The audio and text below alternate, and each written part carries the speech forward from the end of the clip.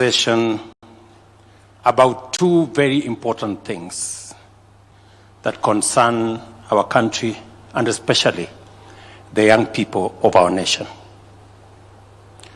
This evening I came from the launch of Hustler Fund, second anniversary of the Hustler Fund. And I'm going to have a conversation about financial inclusion as first item, and number two,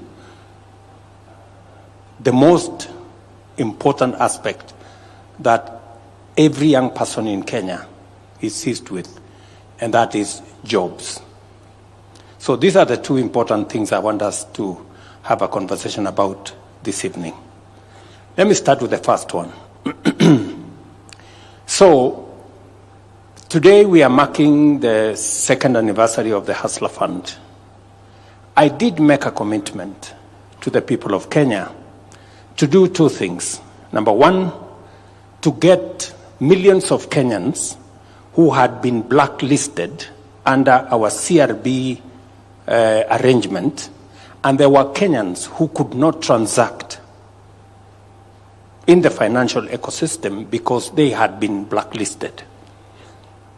I made a commitment that we will remove these Kenyans from that blacklist. I can say today with confidence that the 7 million Kenyans who had been blacklisted under the CRB ecosystem, we have removed all of them. Especially those who had been blacklisted because of borrowing money in the fintechs, you know.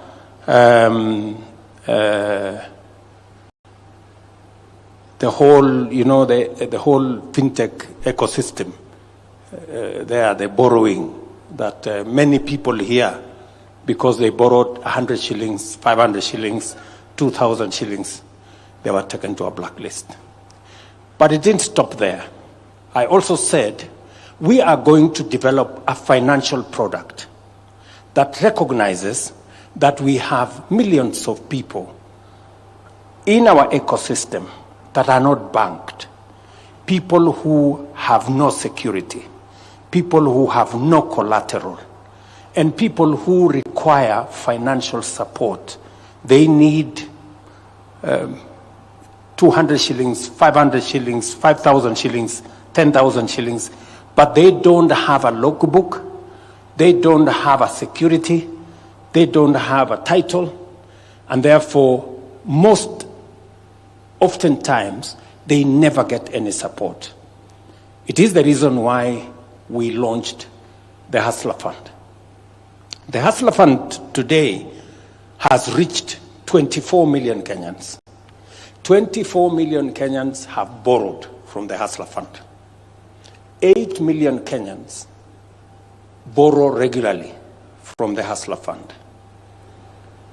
2 million Kenyans are very good borrowers on the Hustler Fund. The others are in between. So on the second anniversary, we got feedback from people who have been borrowing from the Hustler Fund. And they asked us 4 questions, which we sought to answer today. Number one, majority of them said, we want the limits, the borrowing limits enhanced. We have reached the limit, we want to borrow more. So today, we increased the borrowing limits. And I'm going to explain to you shortly how we did. The other thing we did today is to consolidate the collateral enterprise that even though you may not have a title, or you may not have a logbook, or you may not have a security, today, using the information we have gathered over the last 2 years, we can today, with the benefit of information, confidently assign borrowers in the Hustler Fund ecosystem a credit score. Just the same way Kenya has a credit rating. Every borrower and all other countries have credit ratings. We have also now decided that borrowers in the Hustler Fund ecosystem will have a credit score. So we have credit score ranging from A1, which is the best borrowers, people who pay on time, people who keep their records well, people who save, A2, A3, B1, B2, B3, C1, C2, C3, C3 being at the bottom. These are the people who, they are not too good in borrowing and paying. So they are down there. But they have a chance to improve their rating. So today, Kenyans, when you dial star 254 hash and go to Hustler Fund, and you have been a borrower in the Hustler Fund, today you will know what credit score you have. And that credit score is your new title, is your new logbook, is your new security. You can actually go to a financial institution and say, this is my credit score. And they will assess you accordingly because they know from the Hustler Fund, you are a good borrower, you are not so good a borrower, you are somewhere in between, and therefore, as I promised the people of Kenya, we are changing the collateral infrastructure. You don't have to have a title to be assessed for financial support. You don't have to have a logbook to a car. Your financial behavior is sufficient, and that is why you get a credit score. So every Kenyan in the Hustler Fund ecosystem will get a credit score tonight. That process is going on with our telcos. That's number one. Number two, because we got requests that many of the borrowers have reached the limit and they wanted to borrow more, we decided to develop a product called Bridging Loan. And today we launched that product where the good borrowers will triple their credit limit. For example, those whose limit is 50,000, from today they can borrow up to 150,000. Those who are at 2,000 will borrow up to 6,000. Those who are at 20,000 will borrow up to 60,000. There are others in different categories whose limits will have a multiplier effect of 3, as I said, 2.5 in some cases, double in some cases, 1.5 in some cases, a total of 1.5 million borrowers in the Hustler Fund tonight will get new enhanced credit limits. That is the second item that is going to happen. And it is because of the feedback we got from the borrowers in this ecosystem. Number 3, many borrowers have told us 14 days is too short a period for us to pay back. Can you consider doubling that term loan, that term? Again, today, under the bridge loan, we have increased the time you will take to pay from 14 days to 30 days. And you can continue from there. The fourth thing we have done today, again, is to have a conversation about what borrowers have asked us. What happens to our savings? As you are aware, when you borrow in the hustler fund ecosystem, saving is mandatory. And saving is mandatory because in Kenya, we have a serious gap in borrowing. It is one thing that I made a commitment to this country that we must rethink our borrowing. And I am very happy with the progress we are making in matters borrowing. Not just in Hustler Fund, but globally as a nation. Those of you who may want to know is that our savings as a percentage of GDP has always been in the region of between 8 and 12%. Other countries in our category are in the region of 25%, others 40%. China, for record, is at 55%. And when you have money that is saved, if you have a good saving culture, then you build a big enough resource of resources that can be used for borrowing. It begins to give you long-term money, patient money that can be borrowed, and it helps to bring down interest rates. Just for context, let me tell you where we are. Our National Social Security Fund has saved in 60 years 320 billion in 60 years, because we have been saving on average 200 shillings per person. And you remember I had a very serious quarrel about it. Of course, I have since pushed the needle. I discussed with the stakeholders.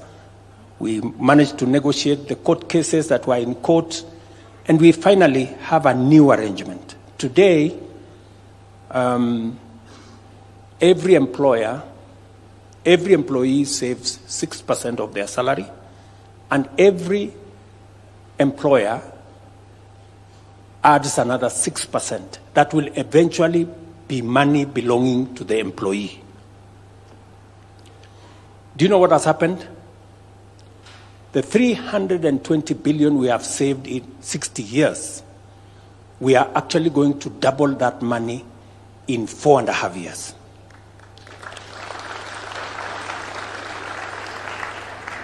That is the kind of difference that savings is going to make. I just wanted to make that point so that I can come back to savings in the Hustler Fund. We have 3.5 billion shillings in savings under the Hustler Fund situation. Many borrowers have been asking us, who is managing this money? What interest am I going to get for the savings I have on my Hustler Fund account? Now we have worked with World Bank and other development partners. Now KNEST is going to be the arm that is going to be investing the savings in the Hustler Fund ecosystem. And last year, we negotiated with banks. We got T-bill rate -3. With now KNEST, there will be no -3. All the borrowers will get T-bill rate. If T-bill rate is 11, you will get 11% on your savings. If it goes to 12, you get 12%. It is also an opportunity for those of you who have little money somewhere in an account where banks are paying you 3%, 4%. It is time you move that to the Hustler Fund and you will get 11%. It is good information. Whatever you do with it is up to you. So, we have now made the decision that savings are going to be handled by KNEST, and it will strictly be invested in government security so that there is no chance whatsoever of any loss or of any money being misappropriated. So these are the 4 or 5 things that we have today made a decision about: increase the limits by up to 3 times. We have enhanced the term from 14 to 30 days. We have now a credit score for each and every one of the borrowers, which can be used in the financial sector, not just within the Hustler Fund space. And number 3, we have had a conversation and a decision on savings. So this is fundamental. And let me also say this: of the 1.5 million people who today will have their credit limits enhanced, the highest being from 50,000 to 150,000, there is another 4 million borrowers who must be listening to me this evening. These 4 million borrowers have maybe an outstanding amount. Maybe they have not paid on time. Maybe they have exceeded, instead of 14 days, they are at 45 days, or they are at 30 days.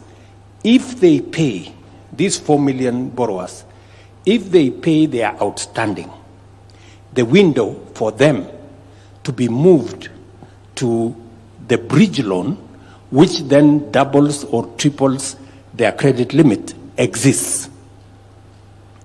So the 4 million people out there who have not paid their money, you have a chance. We are going to assess you. Once you pay, we are going to assess you for 2 months, and then we will graduate you to the bridge loan. We want many to come on board. As you are aware, the whole Hustler Fund intervention was to remove the penalization, the blacklisting, the condemnation of people, but to give them a chance to improve on their credit rating. And that is what we intend to achieve. So that is one item that I wanted us to have a conversation about. I will take a few questions on that story as soon as I'm done. The second issue that I want us to have a conversation this evening is about jobs and employment. And we are all aware that close to 1 million people young people enter the job market in Kenya. We also know that currently approximately 200 to 250,000 get a chance to be absorbed. And we have about 700,000 people who get into the job market, and they have, to do one thing or another in the informal sector. And therefore, it is important for us to think as a country on what do we do with the 700,000 people who walk out of college, walk out of school, walk out of university, and there is no ready employment for them.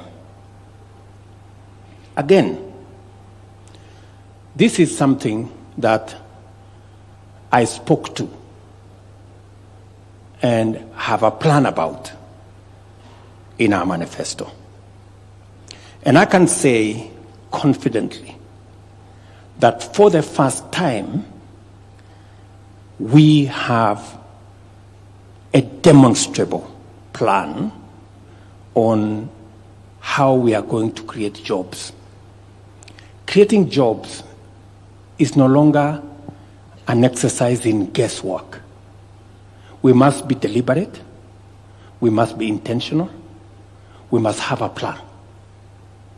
And this evening, I want to tell you about 4 of the interventions that are currently underway that I committed to the people of Kenya in terms of how we are going to create jobs. Number 1 is labor mobility. And I have my team here. They're going to, I'll give them a chance to tell us what kind of progress are we making in that space of labor mobility. I have had occasion to personally sign off some of the bilateral labor agreements. I was in Germany with the German Chancellor. We've signed off with another 3 or 4 countries. As I talk to you, my team at the Ministry of Diaspora and the Ministry of Labor are working on 19 additional labor agreements, bilateral labor agreements with different countries. That's one. And we are going to discuss the numbers shortly. Number 2 is the whole program around housing. How many jobs are we creating? For engineers, for architects, for quantity surveyors, for electricians, for plumbers, and a whole lot of them in that space. Number 3 is digital jobs. What are we doing in the digital job space? What are we doing with Jitume? What are we doing with Ajira program? What are we doing with all our TVETs? What are the numbers looking like? What is the 1,450 ICT hubs we are working with members of parliament to construct? How is that going to look? And shortly, we're going to share with you the numbers. And number 3, or is it number 4? The whole space around industrialization, manufacturing. What is it that we are doing? Why have we rolled out 47 county aggregation industrial parks? Why have we rolled out 6 new special economic zones? What are we doing with our manufacturing sector? Why have we put in place a policy framework that stops us from importing all manner of things? How do we produce steel locally? How do we produce cement locally? How do we take advantage of our young people and stop importing furniture? How do we... Those are some of the policy interventions that we have passed through Parliament to build the capacity around our manufacturing, our industrial space. It is the reason, for example, that we put a levy on import of clinker. And as a result, we are producing clinker today in Kenya, we are exporting. Many companies that had closed down have now stepped up. It is the reason why steel, for example, I was in West Pokot a few months ago when we were setting up a huge plant for manufacture of clinker that will employ close to 5,000 people.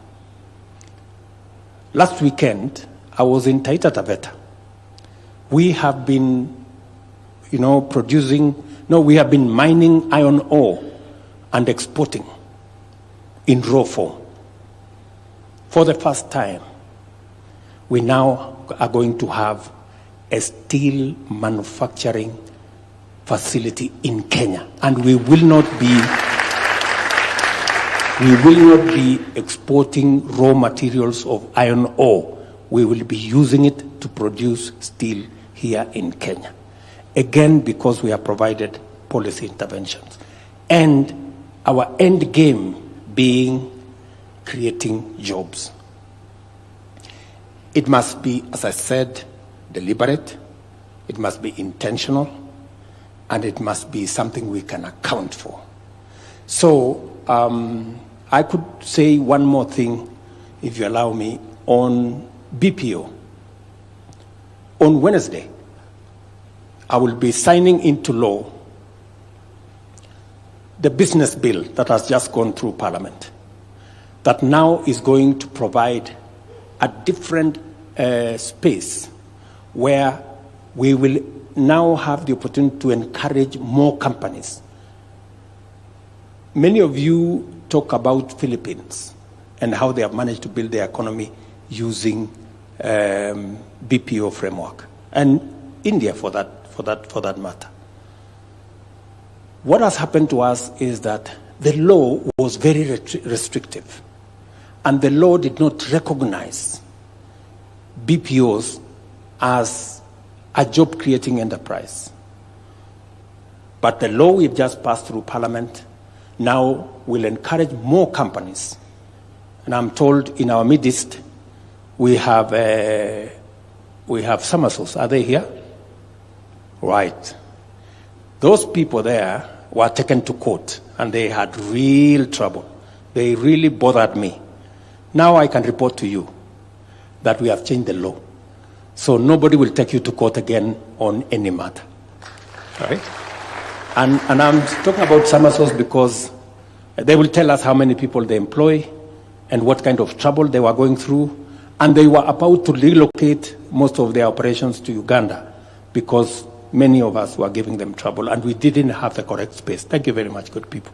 I'll give you a chance to say something later. And many other companies. So these are the two things I thought we should have a conversation about.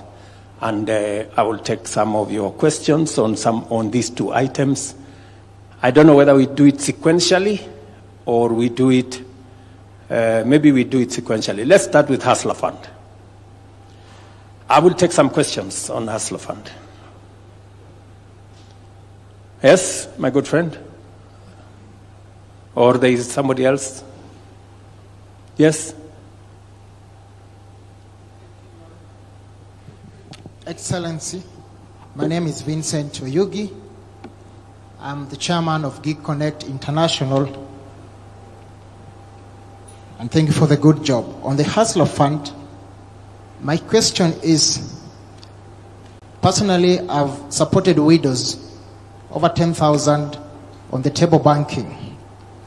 Can the Hustler Fund be made available for the local widows back in the village? I come from Ugenya constituency, and I've managed to support 10,000 widows. Unfortunately, the Hustler Fund is not accessible to them. Thank you so very much. Finally, can all these funds, Your Excellency, be consolidated? I'm a finance expert, and we have so many finances within, from Youth Fund, Women Fund, Hustler Fund. Can we have a bill passed so that either we have 2 or 3, so that even the elderly like us, because I'm 40 years old, can be able to access some of these funds? Thank you so much. Mr. Oyugi, 40 is not old. I'm told life starts at 40. I want can the PS responsible for Hustler Fund, can you explain to Mr. Oyugi whether the women in the table banking space, whether they can have access to Hustler Fund? Thank you, Your Excellency. Make it brief. Yes, the Hustler Fund is accessible to everybody, even those who have Mulika Mwizi. However, phone, you can still access Hustler Fund. You don't need any airtime, it's zero rated. But also, we have Hustler Fund group. When we launched, we realized that because of the digital divide, gender digital divide, so most of the women there were not accessing well. So, but right now we are engineering, and we are going to come to groups. So you can mobilize them into groups, we'll be onboarding them, and then we help them now how to access the group loan. So it's there, it is accessible. Thank you. Yes, and Mr. Oyugi, I agree with you. In fact, there was, I wanted to bring together all these funds. But we have many stakeholders, and they are very protective about the different funds. But I think as we consolidate the practice and see which funds are doing well, I think we will eventually want to consolidate it into one fund. But I agree with you. I am a believer in table banking. I have seen what table banking can do, and it is the reason why we came up with a group loan. Maybe then you can liaise with my peers so that as they re-engineer, they can take into account some of your suggestions and the experiences you have from working with women under the table banking arrangement. Yes, young man from some school, I think. Thank you, Your Excellency. My name is Simon Mugo from Kenya Medical Training College. We do appreciate we as the young people for the efforts that you have put in place to ensure that we, the young people, we get job employment once we complete our schools, and also from various skills that we are having. History has demonstrated that there is some kind of mistreatment which are happening to our own people, those who have gone abroad, and let's say, just to mention like the Arab countries. What are some of the measures that you have put in place to ensure that our people are safe outside there? Thank you, Your Excellency. Alfred Mutua, I'm sure you are somewhere in this. Yes, can you answer Simon? Simon says, what is it that we are doing to make sure that, is it you or is it Rosalind? Maybe you can have a go first. What exactly, I missed the question, Your Excellency. The question was, there are some people who are mistreated working abroad. What is government doing? One of the challenges that we've had for a long time is the ability of Kenyans who face problems being able to connect with the government to be able to assist them. We have ensured that Kenyans that go to different countries go to countries that have signed the International Labour Organization agreements. So they are adhered to international organizations agreements. However, we have found out that our embassies overseas have not been fully equipped to really sort out problems.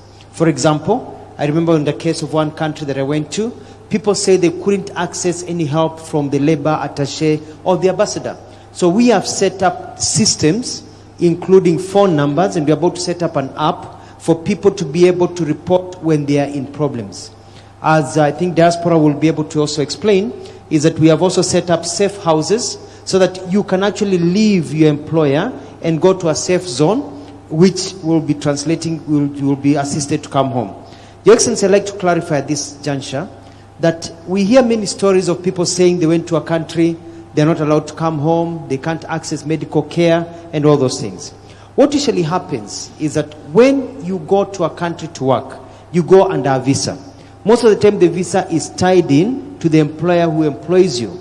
When you decide to move jobs and quit that job and you go work in the street or go work for somebody else who is giving you more money, your visa gets cancelled. You are out of status.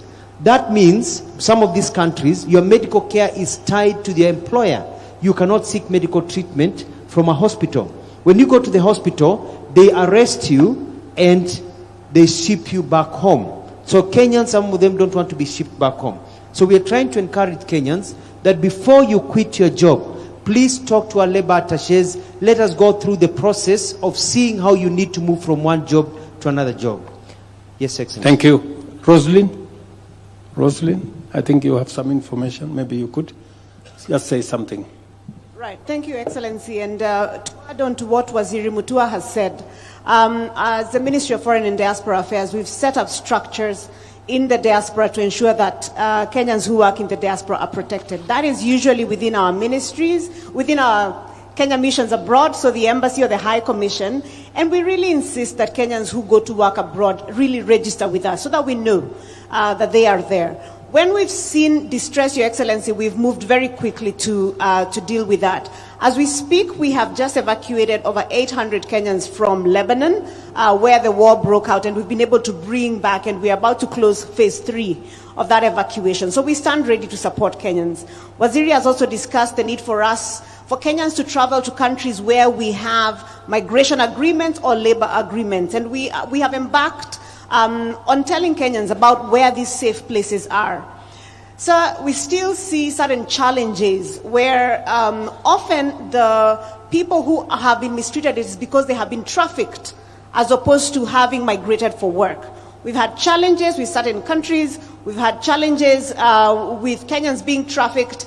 under the guise of finding jobs in Thailand, but really they end up being trafficked to Myanmar and places around that region, including some that we intervened with just this week, Your Excellency, during this Jamhuri National Job Fair, where certain Kenyans were on their way to Thailand, but really they were going to be trafficked to Myanmar. So we are offering information around these, what are safe opportunities. And whenever there are questions about, does this job really exist?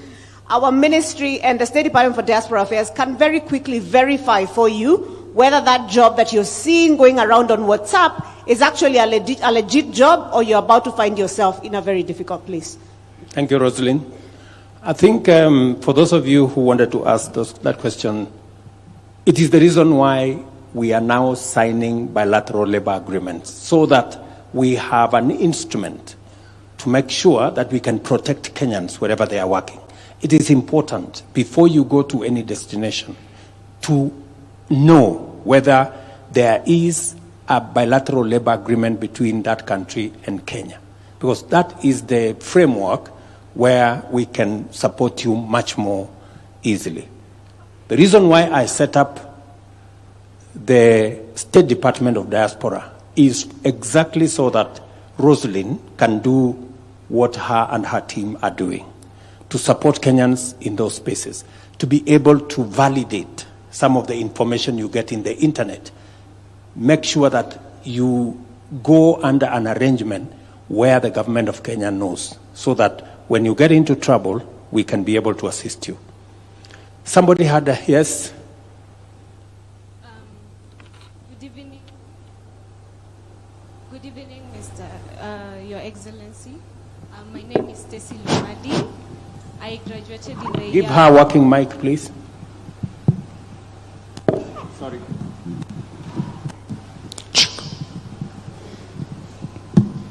My name is Stacy Lumadi. I graduated in the year 2022, and since then I've not been employed. I understand the meaning of tarmacking.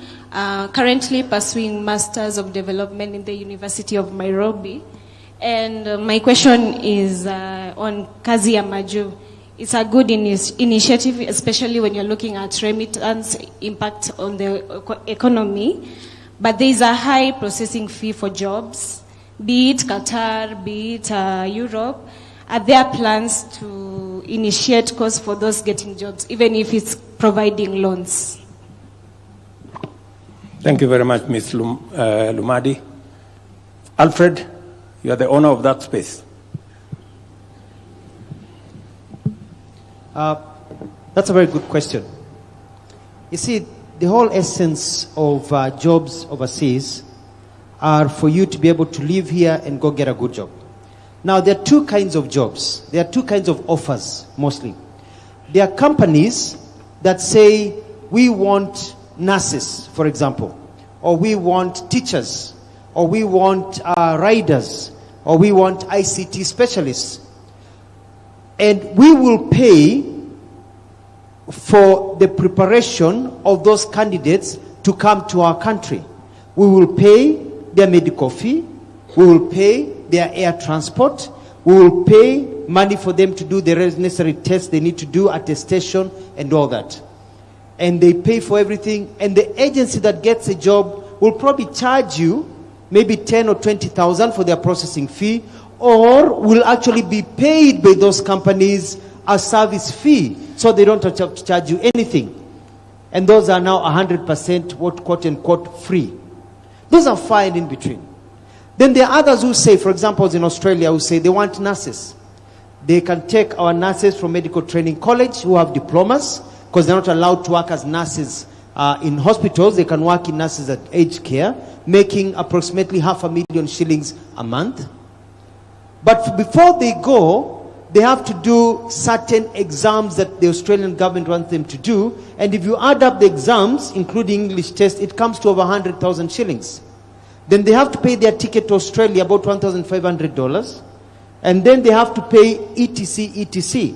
So you find that if you want to go to Australia, the Australians say, we want you here, but we're not going to pay for you to get here. You get here, we'll give you the job. And they give you the job before you get there. So when you get there, but then now you have to come up with 200,000, 250,000 shillings. So you don't have to go, but if you choose to go, then you realize how much you have to pay. Now what we have done is that I have had meetings with financial institutions, and I've asked them, can you provide a facility to our young people who don't have money to go overseas, and they pay these fees for their ticket, etc., etc. And they said yes, but we need surety. I said, I'll write you a letter. They said no, because what has happened in the past is that a Kenyan will get a loan. As soon as they get inside the plane, they block the person who gave them the money, and they don't pay back. So they have had that history. So I have told them, you can't ask for a title deed for somebody who lives in a slum, or who lives in towns where the fathers don't have, the parents don't have a farm or something, or they don't have a car. So we have agreed that they can come to your house and they can look at what you have, what your mother or father has. Uko na TV moja, uko na couch moja, and then they can cost it, and they say, we are going to give you a loan on this as a guarantor. So that now, if you don't pay the loan, they take your mother's bed. So that will actually will help you actually process the loan. So we are trying many ways, and as the president has said, with the BLAs, we are pushing for companies that are actually pay for some of the costs, especially the cost of air transport, which are usually very high. Thank you. I think we have something else. Can PS SME say something? I think we have another ecosystem over here. Thank you, Your Excellency. In our ecosystem of MSME, we have Youth Enterprise Fund. And the Youth Enterprise Fund have a migration loan, labor migration loan. And the figures I have, they have processed so far 78 million and supported 354 young people. So this is available, but we're trying to see how do we even expand that ecosystem. Also urging our other agencies like Uwezo Fund. So our other agencies like Uwezo Fund also to introduce that financial product so that we get to support you, to facilitate you, also to leave something behind to your family, because that is always a challenge. Thank you. Yes. So as you have heard, it comes all the way from jobs that everything is paid for, including air tickets, to a situation where nothing is paid for. And there are all manner of in-betweens. But the CEO of the Youth Fund, Mr. Yes, you remember I had a conversation with you, and he can confirm that he has a financial product. Can you confirm to Lumadi, yes, that indeed under our youth fund there is a product that they can tap into? Thank you, Your Excellency. Yes, indeed, I confirm that in the youth fund we have a migration loan. The limit for that is 300,000 Kenyan shillings, and so far the statistics are as read by the PS. Yes, I confirm, Your Excellency. So those of you who are looking for an opportunity, there is an opportunity funded by the government of Kenya, and if there are limitations, I am ready to enhance the budget to them so that we can get more. When he mentioned it to me, I told him that that is a good product, and we agreed that if they get to the limit, we can extend their limit. Okay? All right. Maybe a question from this end. Thank you. Thank you, Your Excellency. My name's Ezekiel Onyango, but you can call me Easy. I'm currently the chairperson of Kenya Film and Television Professionals Association. Professionally, I'm a researcher in the cultural and creative industries. I have a master's degree from the University of Manchester in that area, and a creative economy expert who has worked globally with organizations like IFC, AU, and the World Conference on the Creative Economy. I stand before you today as someone who has worked for almost 2 decades as a film producer in Kenya and a creative economy practitioner, who was successfully managed to transition into a professional. We stand at a very critical time in our country, and the question of jobs is one that the creative economy can easily respond to. It's only the creative economy in the whole world that... Easy. Take it easy. Because I was expecting a question from you, but you've given me a lecture, which is good. Because from Manchester, it's good to get some experience. But can you make it brief? The sweet spot is always in the context, and I have learned from watching the way you have contextualized the conversation today. So I only thought it would be fair for me to put some context before my question, if you allow me, sir. Thank you. Bottom-up policies that promote the growth of talent-driven sectors like ours have been proven to work, especially in the creative economy, as we have witnessed in countries like Indonesia, where in 2023 they reported 4% contribution of GDP, which is equivalent to what the tourism sector has contributed in Kenya.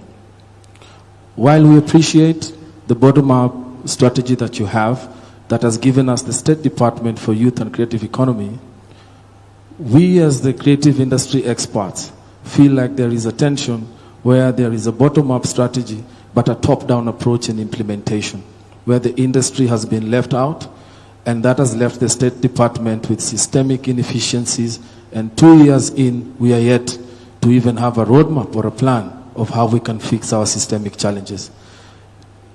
Before my question, I'll say to you 3 important areas that we need to address urgently as a country for the creative economy to respond. Number 1 is outdated policy frameworks, the case of old laws trying to tackle new problems. Number 2 is intellectual property. To every creative person, that is our title deed. That is our bargaining power. When IP is not protected, then we have nothing. And number 3 is the problem of piracy, the small endemic that has injured Kenya and no one speaks about. I can be able to demonstrate that in one financial year, Kenya loses close to 92 billion shillings because of piracy, both to government and industry. To my question, how does your administration plan, through the State Department, to resolve these issues inclusively, decisively, and set up a ground where these creative economies can grow and respond to job creation? Why I ask this question is, if we are not careful, there will come a time very soon where all the commerce that happens in the creative industry will happen overseas. Production will happen locally, consumption will happen locally, but the platforms in which we do our commerce will all be abroad. So what strategies can we put in place to ensure that creative technologies are integrated in the better plan to respond to IP challenges, the problem of piracy, and the problem of outdated policy frameworks? Thank you, sir. Thank you very much, my good friend. I don't have the people from the youth department here, but let me just mention to you that the reason why I made a policy decision that the sports fund, which initially had been spread to cover many things, including building hospitals and building all manner of things, I said that must now stop so that we concentrate the sports fund on matters to do with sports and the creatives. That is policy direction number 1. Number 2, you have said correctly about outdated laws. It is the thing I was struggling with, even with the BPOs. And it is the reason why on Wednesday we will be signing off to change the law in the employment space around the BPOs. And I agree with you that outdated laws have created a big problem for us. Whether we are talking about what we can do around the film, around the whole creative space. And I remember we had trouble trying to bring on board the Grammys. I remember we had very serious challenges, and I had personally to get involved, for some of these to come on board on what we can do around the studio and what we can do around that space. And I remember Dennis Itumbi, who I'm sure is somewhere here, pushing me to do certain things. Did you hear what that good man said?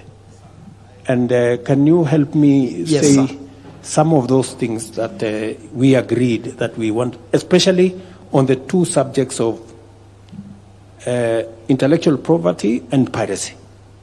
So on intellectual property and piracy, sir, Easy has actually been involved in the crafting of the Creative Economy Bill that is still pending in Parliament, and he's played a good part with his association of coming with that.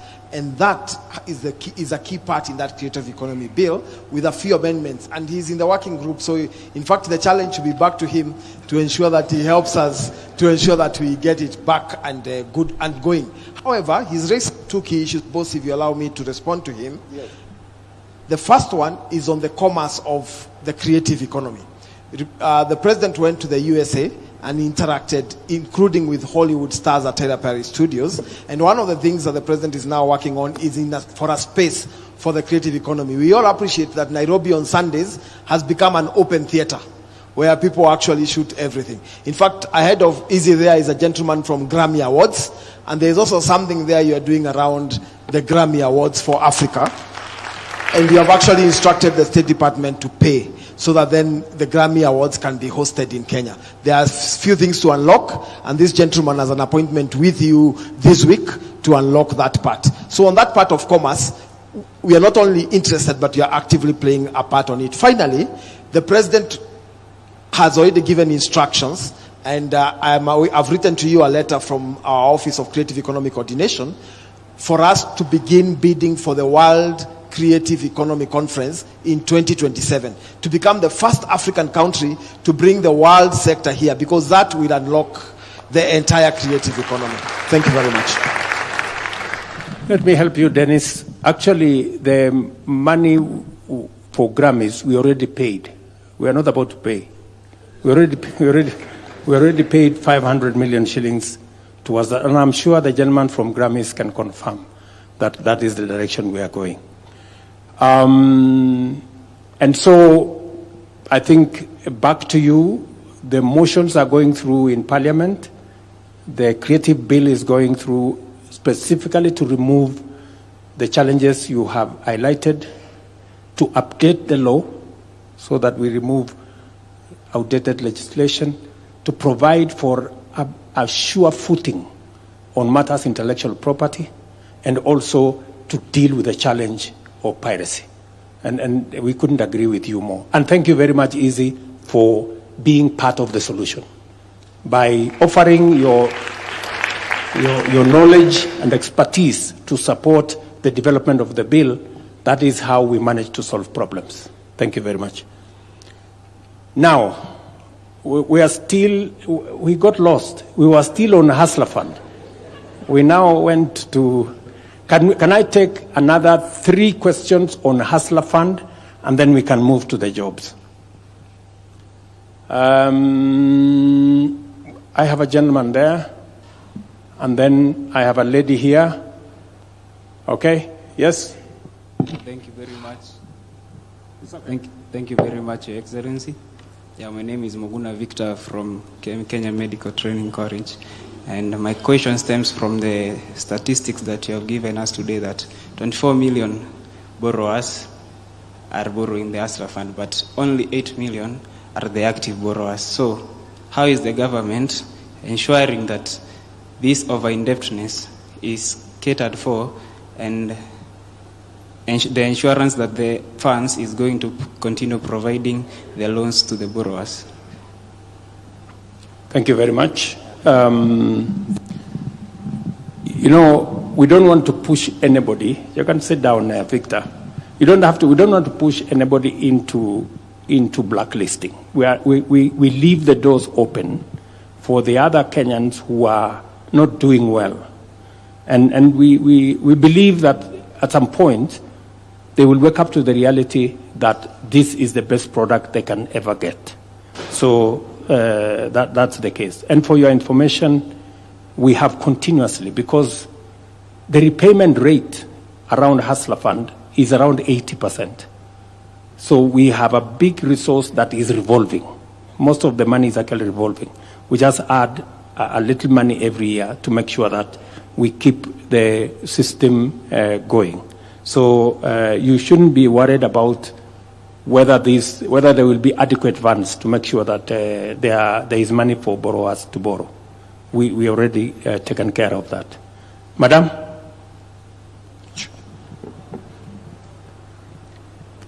Thank you so much, His Excellency.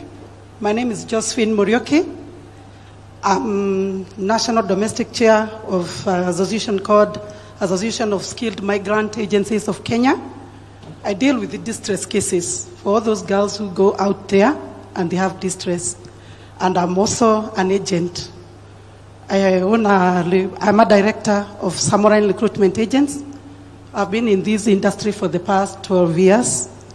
And first of all is to congratulate you, because we've never heard of this or seen this before, of a president who is caring for our children.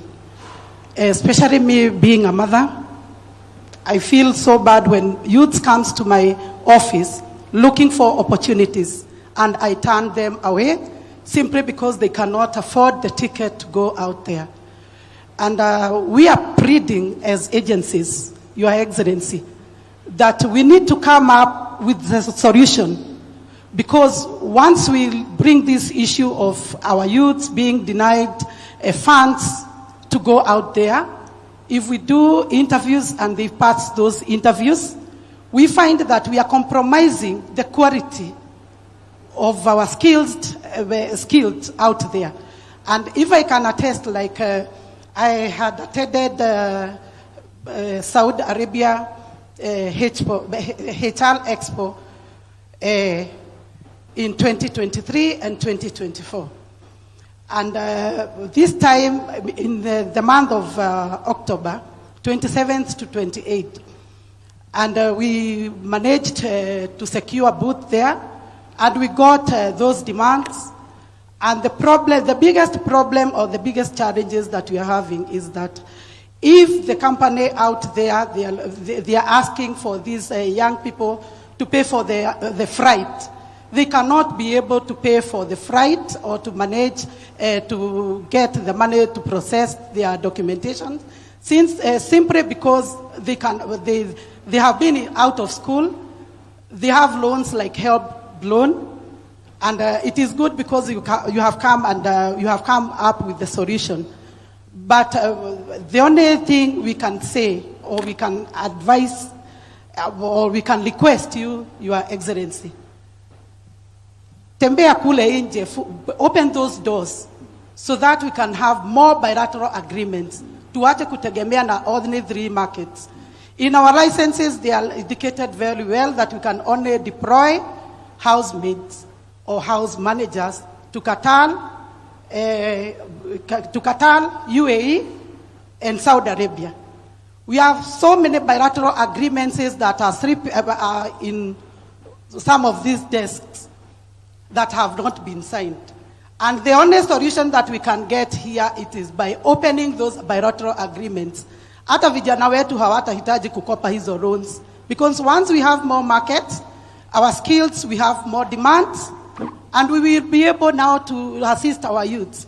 Thank you so much. Thank you, Madam Ryuki. We had said that we concentrate on Hustler Fund, but everybody is going to, I think jobs is a big thing. Okay, let's have a conversation about jobs. So, Madam Ryuki, you have said that you are among the recruitment agencies, is that right? So you're among the lucky ones, because we had 1,400 and something recruitment agencies. We have registered about 1,000 because they were crooks. We chased them away. You are among the few who remained because you are straight. And I must commend, they are honest Kenyans who want to do an honest job. And they want to support our young people. It is the reason why, Madam Ryuki, I have taken it upon myself to have a diaspora desk a diaspora state department whose job is to scout and make sure that we sign bilateral labor agreements so that we can open more markets for our young people. As you are aware, we have now worked on making sure that we go beyond, we also sign for professional jobs, teachers, nurses, clinical officers, engineers, and all the other categories, so that we, in the past, it was just limited to what you are saying. And I don't know whether it is Josephine or Rosalind, sorry. So, Rosalind, you want to say something about it? Thank you, and thank you, Ms. Muriuki. We've broadened our market significantly. Just this year, Your Excellency, we signed an agreement with Germany that opens up a skilled workers market for Kenyans to play in that space. And the size of that market is huge. The size of the market itself is over 250,000 people. And it depends on how many Kenyans who are able to play in that space. We also, in September, signed an MOU with Austria, which has similar numbers and are able to take up more opportunities. We are currently in discussions with other countries, including Ireland and elsewhere, to open up these markets. So this movement to open up more opportunities is very much on course, Excellency. And it's part of your KPI? It is, yes, indeed. It is part of my KPI, and we have an entire Excellency agency that is specifically tasked, the Diaspora Placement Agency, tasked with ensuring that this happens. So we are very much on this. Okay. And let me also mention the following, that a market like Germany, which has an array of professional, skilled, semi-skilled opportunities. The size of that market is 250,000 people. We are possibly the only, or among the few African countries who have space to be able to take citizens to that market. I would ask our recruitment agencies to step into that space and support young people who are going into that space. And it is important for me at this point to ask, in the last 2 years, how many Kenyans have we facilitated to get jobs abroad?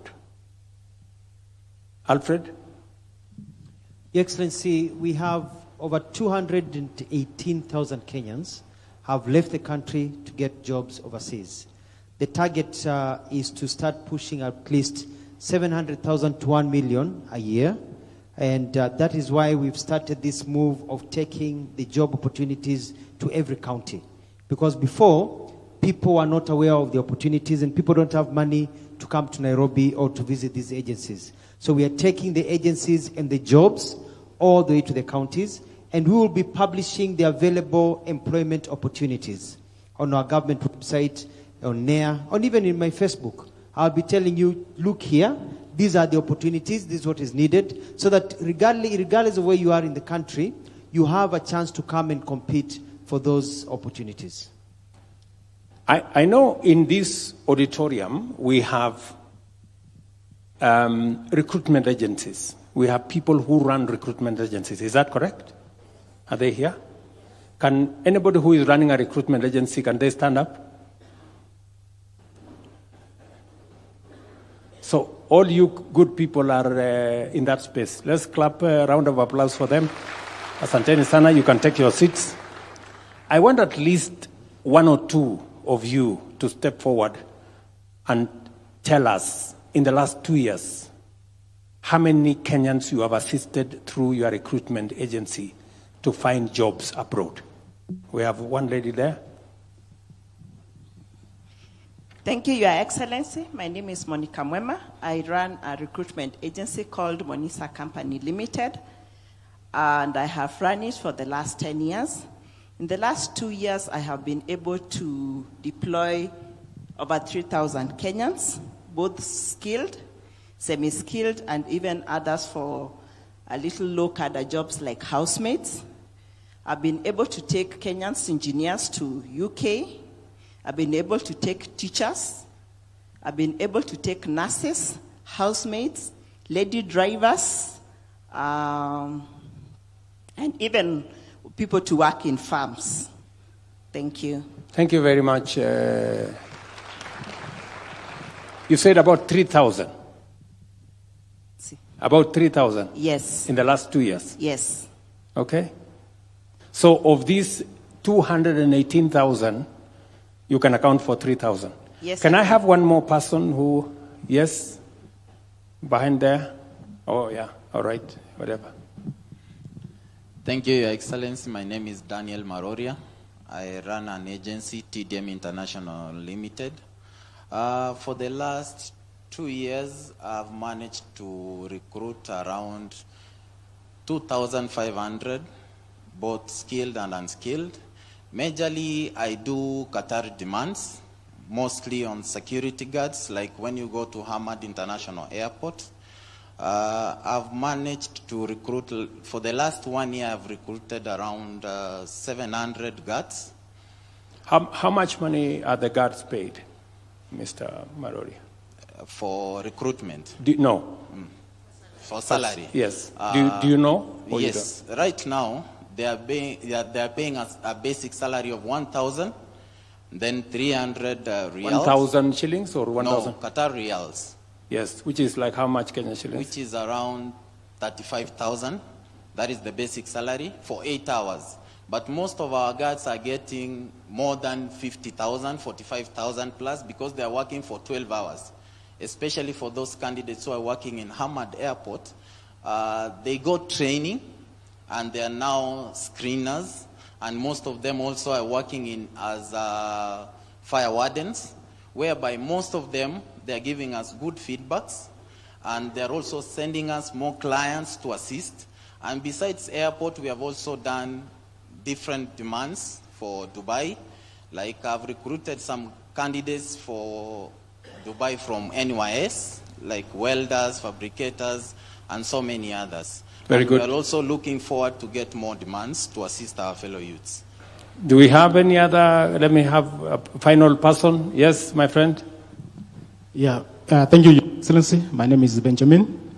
I run an agency here in Nairobi, and I have an office in Qatar as well. So I have been in this business for the last 3 years. I have managed to take around 1,500 from Kenya to Qatar. As we speak, I want to say because of your effort, right now we have a recruiter or employer from Germany who has come here to look for doctors, to look for nurses, to look for people to work in hospitality. Are you assisting him? Yes, we are doing. Very good. Yes. So I can say that if anybody who has got the right qualification for those professions and has got a B1, which is the language required by Germans, we can get in touch with us. We can assist. Thank you so much. Thank you, Benjamin. Maybe let me listen to this lady, the final person here. Thank you, Your Excellency. My name is Caroline Njoki Murogo. My agency is Consult Center Limited. I managed to successfully deliver an order for teachers to Baltimore City sometime in July this year. And then just this week, my partners will be around for interviews for another probably 200 candidates who are ready, and subsequently got another order for about 2,500. So I'm looking at 5 years of delivering about 500 in every year. Thank you. Are these real numbers, Njoki, or? They are real. They are real numbers. Real people. Real people. Real Kenyans. Ms. Njogu is aware that they have authenticated the order. You know, there is a spirit of Thomas in Kenya nowadays operating. I know, it's real. It's real. Thank you very much, Thank Njoki. you. Okay.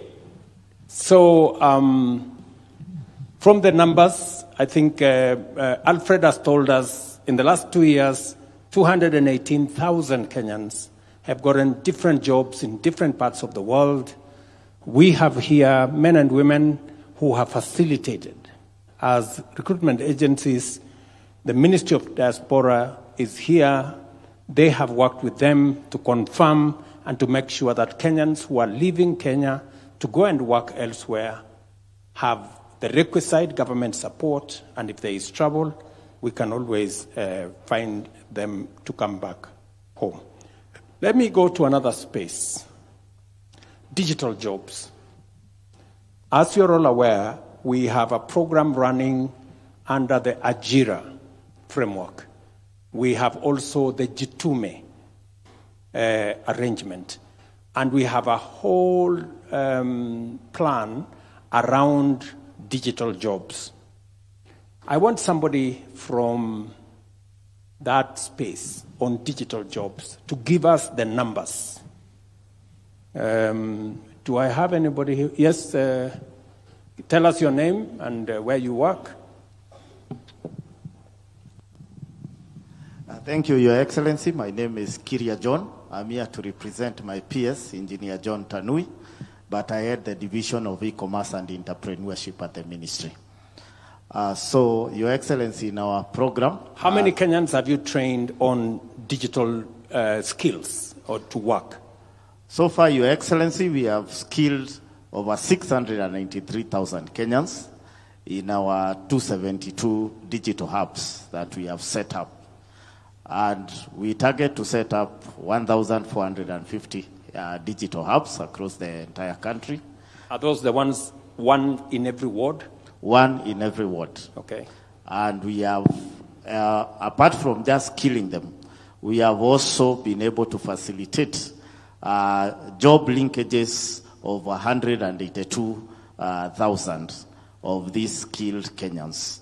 And apart from that, we are also undertaking a sensitization program, and that's where my PS and the CS and also the Prime Cabinet Secretary were in Kakamega County to doing a town hall like this one to also sensitize the youth of the available opportunities in the digital job space. So we are also creating the awareness and how they can benefit. Okay, so within the 270 different hubs around Kenya that exist today, yes, even as we work with members of parliament and others to bring on board another 1,200 to make it 1,450 in different parts of Kenya, right? Yes, Your Excellency. So at the moment, you say we have 182,000 already doing jobs and earning from those jobs. I was, for example, in one of our TVETs, and there were many young people who were already monetizing their talent. They were already working on the digital. Does that include those kind of people? Exactly, Your Excellency. Because at these hubs, we are also not just training them and skilling them, but actually they are doing the actual work itself and earning from digital jobs online and getting paid. So they are going to these hubs, and apart from getting the skills, they are also earning from this online, from the online work they undertake in these hubs. How many computers have we distributed in these different ICT hubs across the country? Your Excellency, so far we have distributed 19,693 computers in all these hubs. And what is the plan going forward? So the plan going forward, Your Excellency, is to set up the 1,450, to equip them and be able to skill at least 1 million youths and above. So the target is to move from the 180,000 currently who are engaged at different levels. Yes, Your and Excellency. earning and monetizing their talent and their skills using the digital space. Yes, Your Excellency. And also to add on that... you want to scale that from 180,000 to a million? To a million, with all the hubs once we have already completed. With the ICT hubs? Yes, and also it's good to note, Your Excellency, that through also your leadership, we have been able to engage the OTTs, and now they are monetizing the content that these youth are also generating. So they are earning. Many of these people don't know what OTT is. Can you just simplify it a bit? Yes, Your Excellency, these are the TikTok, the YouTube, Facebook. So we have been able to negotiate better rates for Kenya as a country. And actually, if you look, relatively to also the other countries, the Kenyan content providers are getting paid better by these OTTs through your leadership.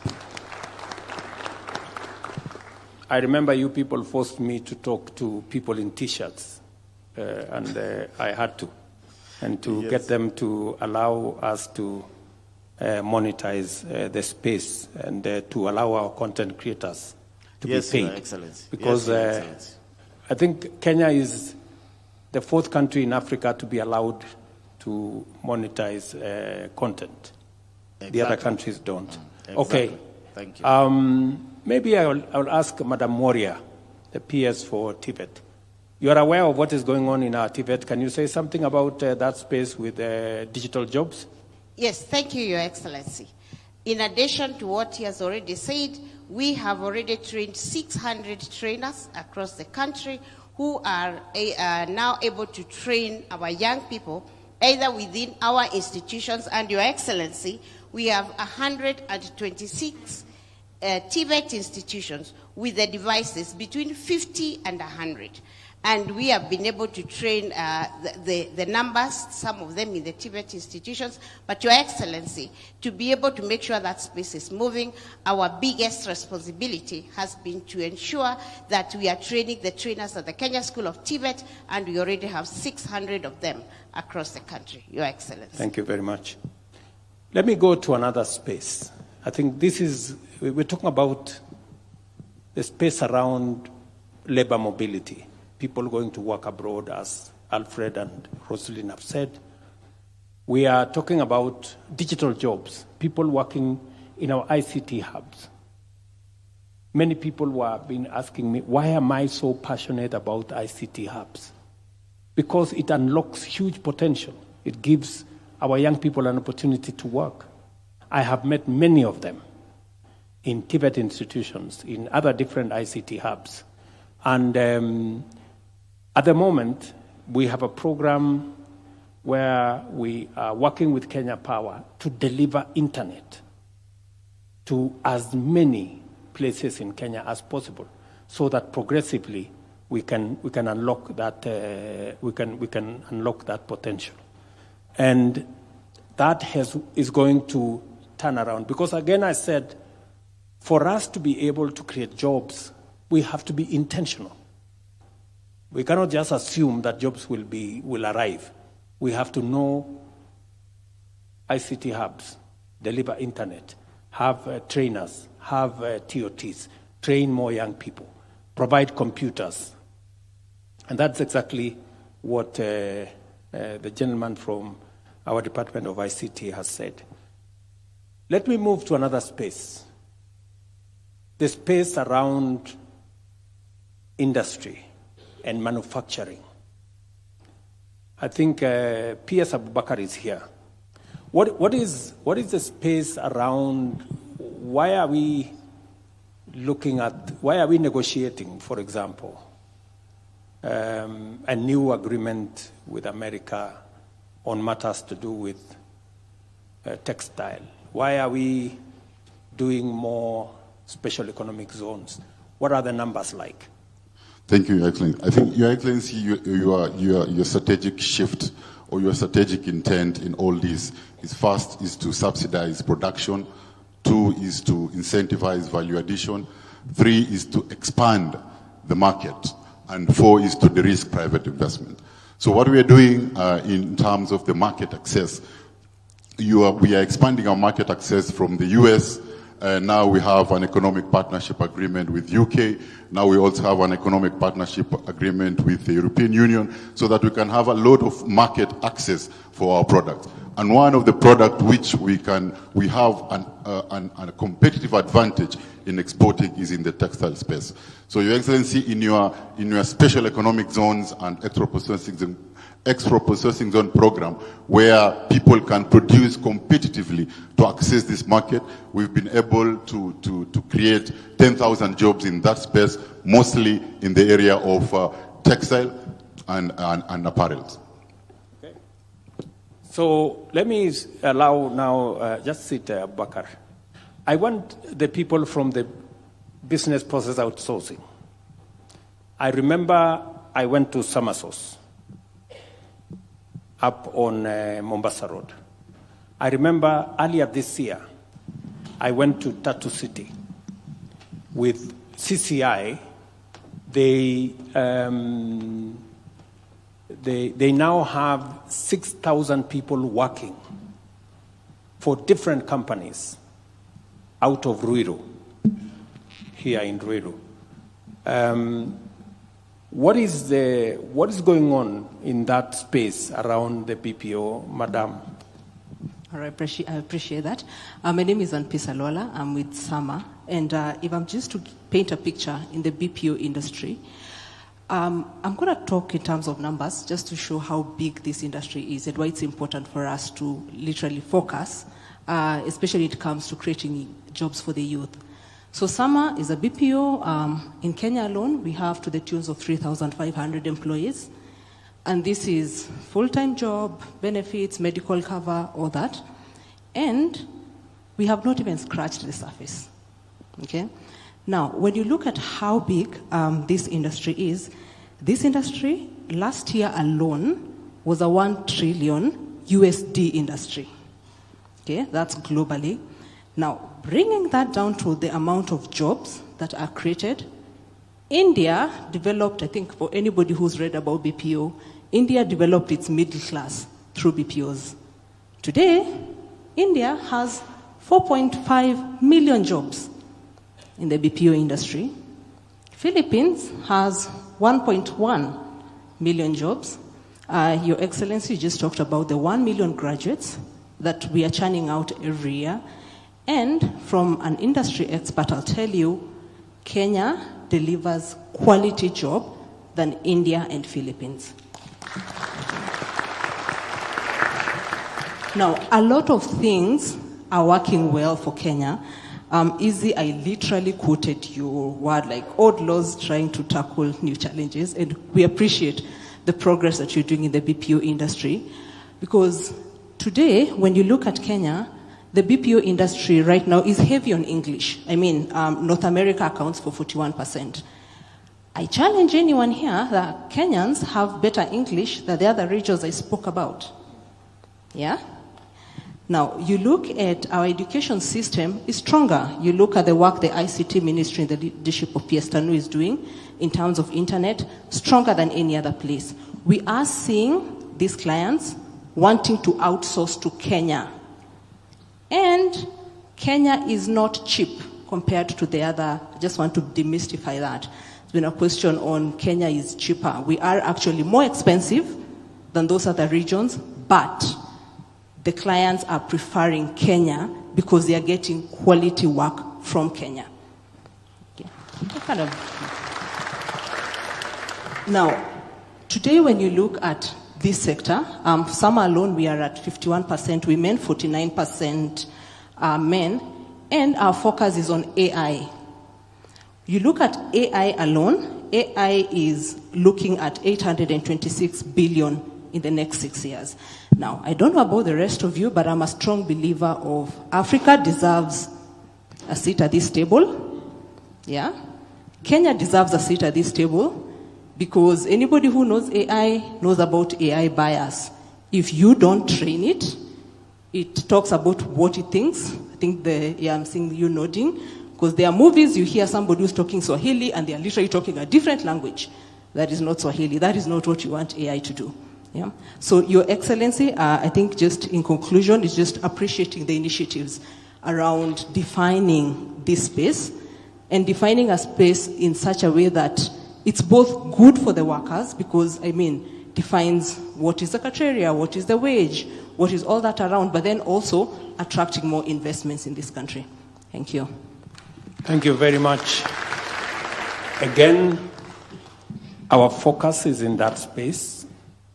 The reason why we are spending 10 billion shillings to expand our internet connection is because people like Sama require very strong internet, because most of the time their workers work for clients outside Kenya.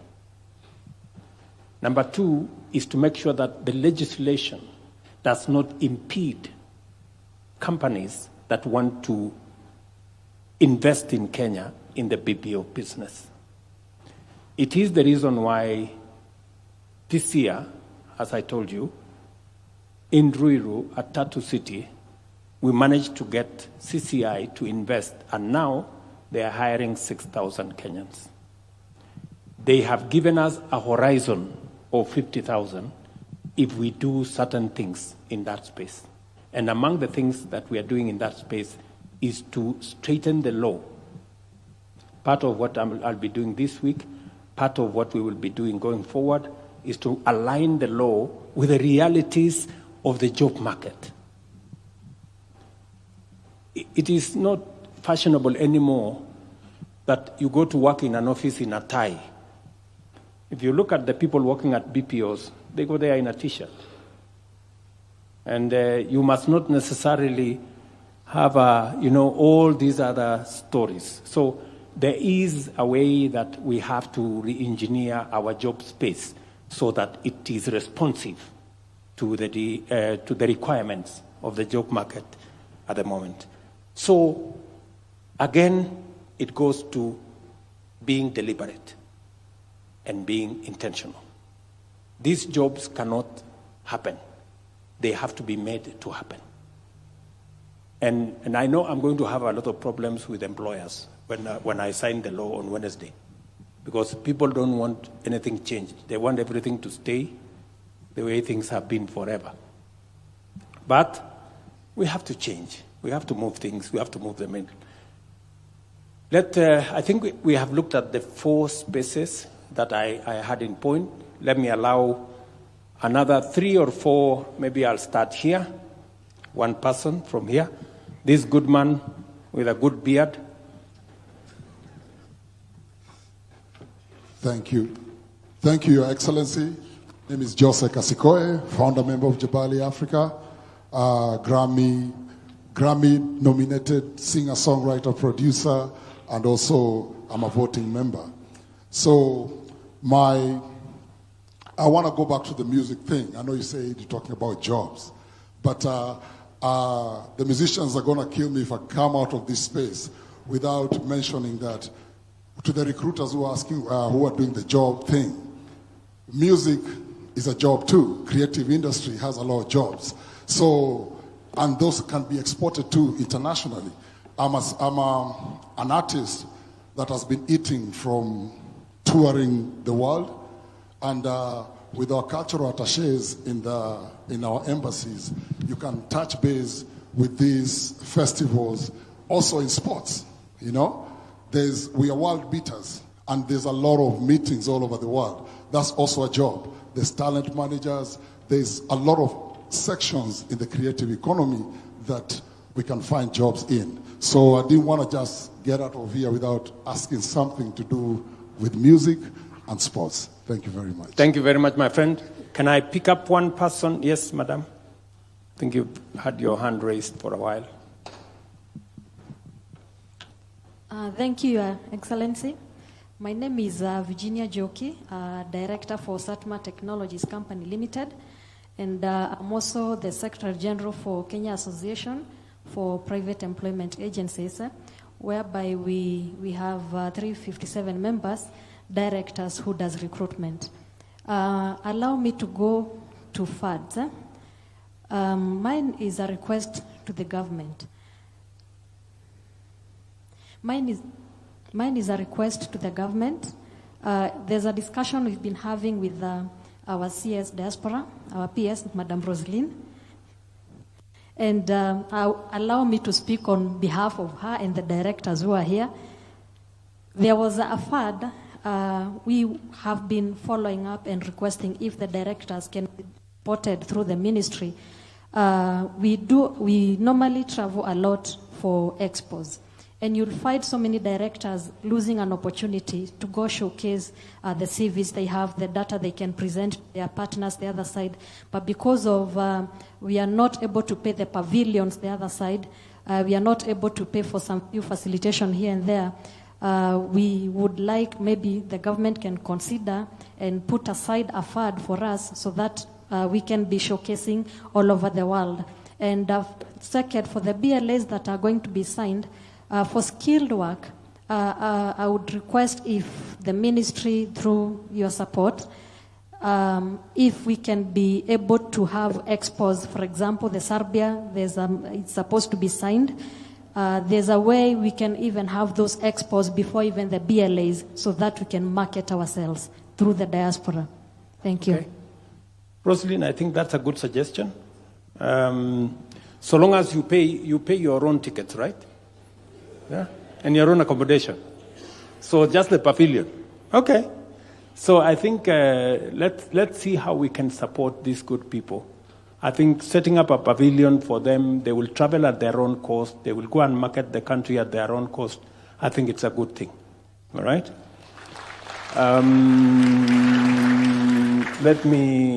I don't know. I think, okay, let me be biased. Let's give it to the lady again. Asante sana, my president. Kwa majina naitwa Esther Mwangi kutoka Makadara, Viwadani, kijiji ya Runga. Nitafanya utofauti, nitaongea kwa lugha ya Kiswahili. Endelea. Asante. Mimi ni mama mboga, mmoja mwenye alifanya kazi kubwa tupate hii serikali. Niko na furaha siku ya leo kupata nafasi ya kuongea na wewe Mr. President. Nashukuru Mungu kwa sababu ni kwa neema yake. Nakushukuru sana na serikali yako Mr. President kwa sababu ya hii nafasi ya kazi. Vijana wetu wamepata kazi na kwa hii kazi ya majuu. Lakini swali yangu siku ya leo, mimi kama mama boga na wengine tuko huko nje, na wengine wenye tumefikisha miaka 46 kwenda juu, hatukupata hii kazi mtahani. Na tuja benefit na pesa ya uzee kwa sababu tuko hapo katikati. Sisi wa mama boga wenye tulifanya kazi kubwa kupata hii serikali, wengi wetu tukaacha boma zetu zikaharibika kama yangu. Kwa sababu wazee walikuwa wakipigania pande nyingine tofauti. Tulikuwa na shida, mzee wangu alikuwa kwa mrengo mwingine, mimi nilikuwa kwa huu mrengo, na ninashukuru Mungu. Swali yangu siku ya leo Mr. President, nikiwa nimesimama kwa hii congregation, nauliza aje. Mimi mtu ako na 46, mama boga, sijapata kazi kwa vijana, sija benefit kwa pesa ya uzee, sijaenda majuu. Niko wapi kwa hii kazi? Watoto wangu, ukikumbuka wakati ya siasa pale Karen nilikuambia social yangu hakusoma, mama yangu hakusoma, mimi sikusoma. Bado niko huku. Mr. President, najifunia kuwa kwa hii serikali. Na nakupenda sana kama president wangu, mwenye nilipiga magoti sana nikaombea. Sisi mama boga tuko wapi? Aya. Tulipoteza familia, tulipoteza mabwana. Nitakujibu. Asante. Asante sana.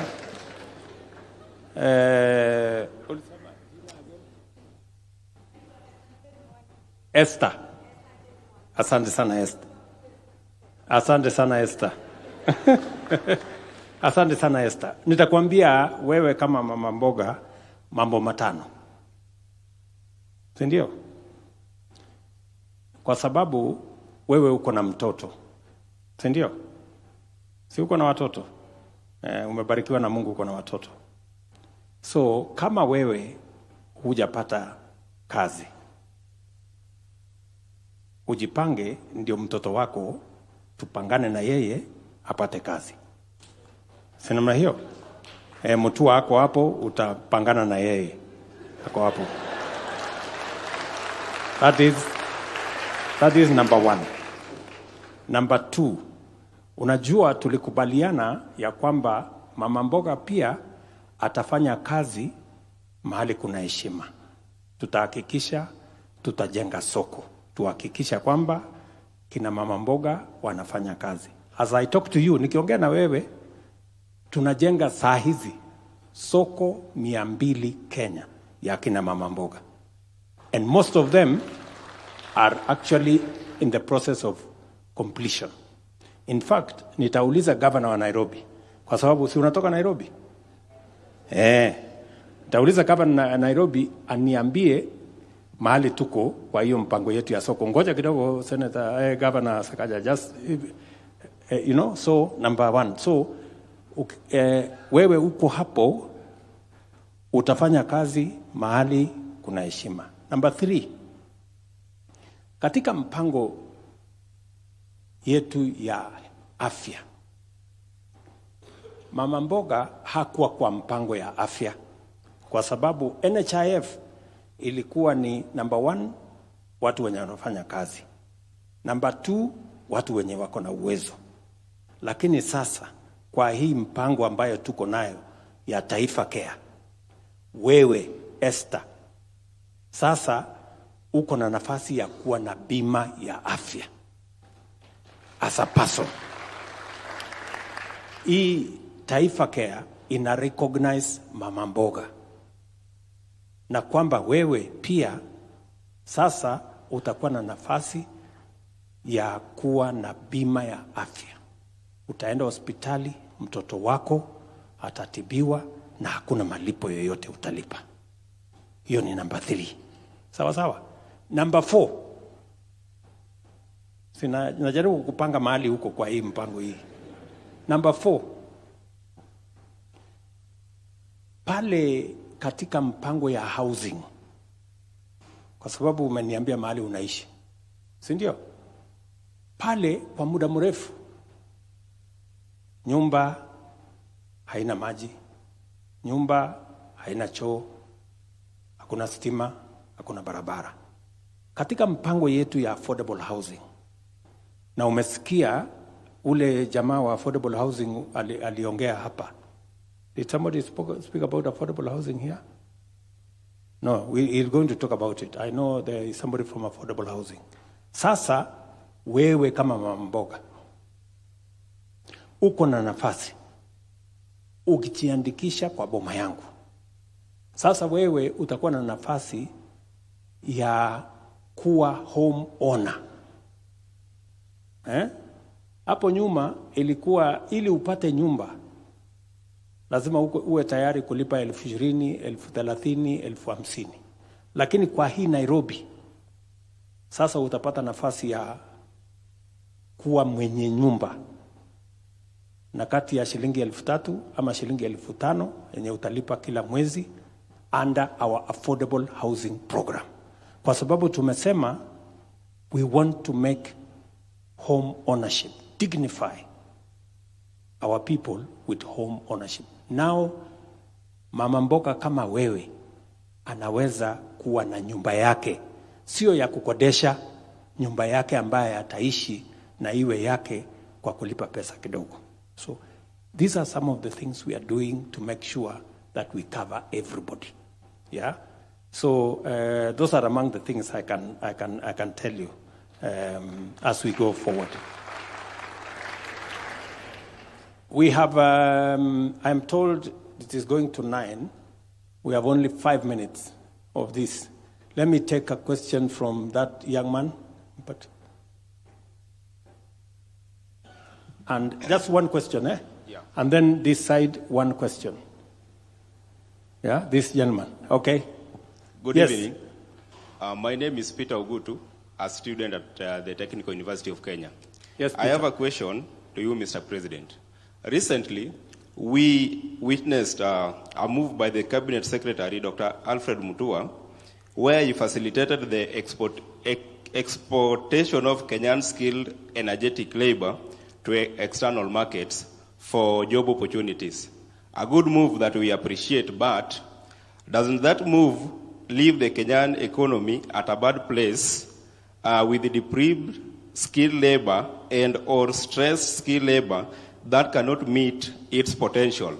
A good example is the medical sector, where we have fewer doctors attending to numerous patients, yet these doctors and nurses still form part and parcel of the skilled labor that are being exported to external market for employment. Thank you. Alfred, do you want to answer that question? It's a very good question from Mr. Ogutu. The reality is that we are producing more people than we need in the job market. For example, when you look at doctors and nurses, it is not that we do not have enough doctors or nurses being produced. Yes, the numbers are not where we are in terms of United Nations numbers, WHO, of the number per people. It's that we do not have the capacity at this time to absorb all of them. So I see where you're coming up with your point. But I also want to change the mentality where we think that there is what people are thinking of brain drain. What is happening is this.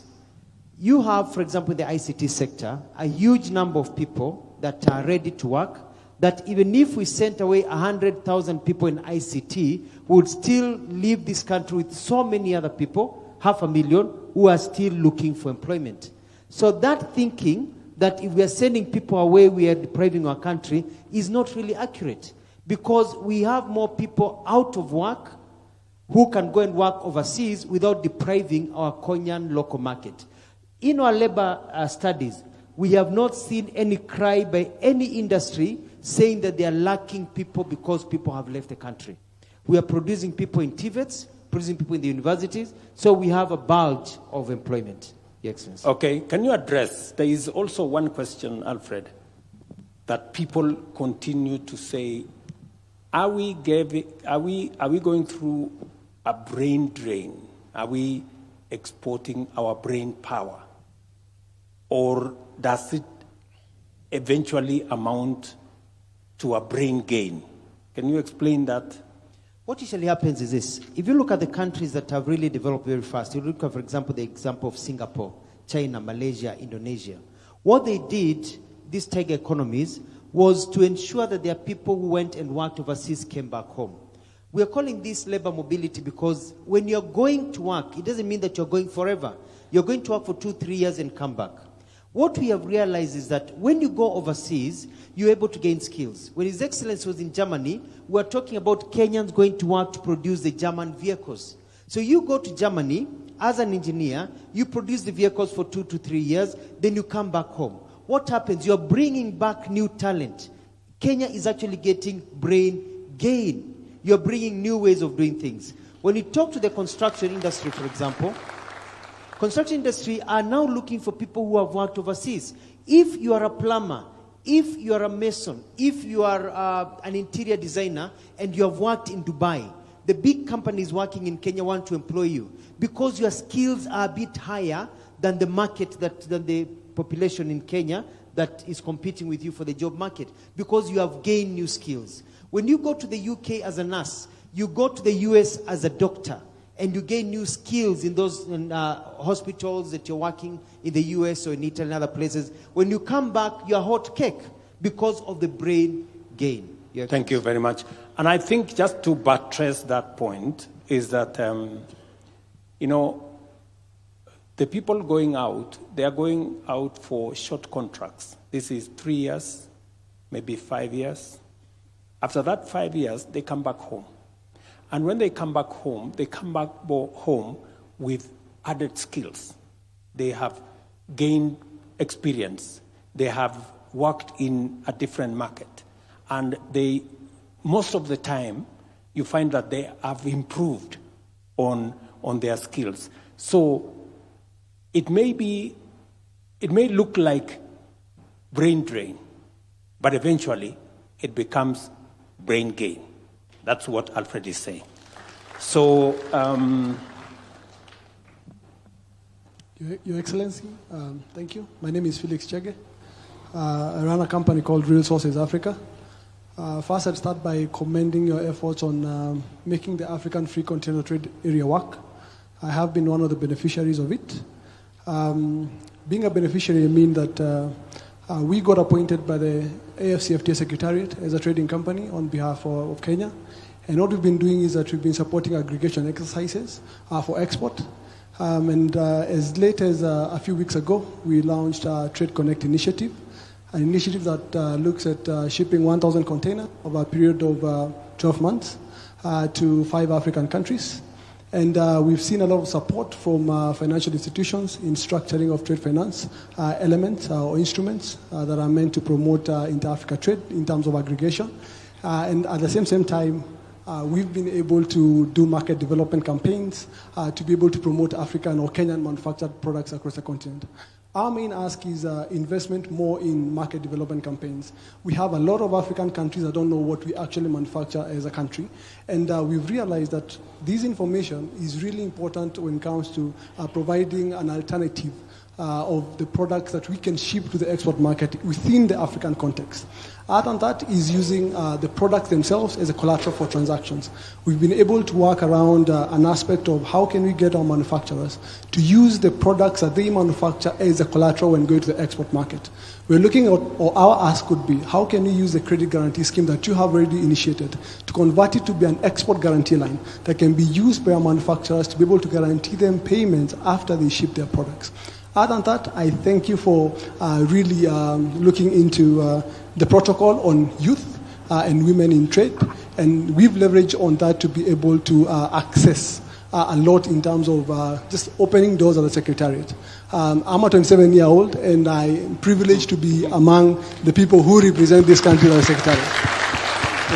Thank you very much, Mr. Chege. Just Chege.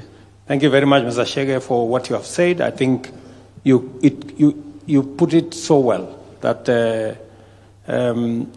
you've given me some homework to do on some aspects.